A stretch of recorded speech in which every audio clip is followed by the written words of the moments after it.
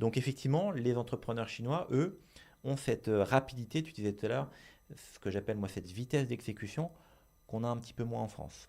Hmm. C'est-à-dire que,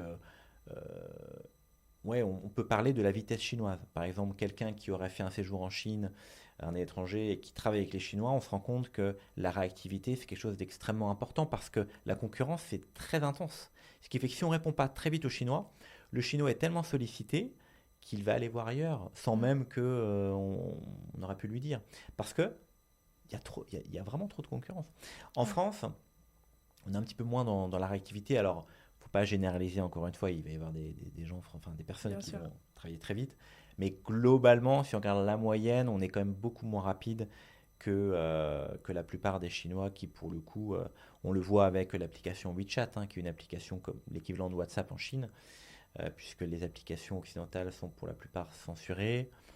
On y a accès grâce à un VPN, bien sûr, mais globalement censuré. Et WeChat, on peut quasiment tout faire avec WeChat. Hmm. C'est-à-dire que moi, j'en suis même arrivé à envoyer mes contrats par WeChat, envoyer les proformas, alors même les preuves de paiement sur WeChat. Alors, il faut aussi faire attention parce que Faut WeChat, qu'il y ait un suivi. ouais, c'est pour le suivi. C'est Hmm. un petit peu compliqué à suivre. L'email est remplacé par WeChat, complètement. Hmm. Sauf dans les grandes structures où on le garde, bien évidemment.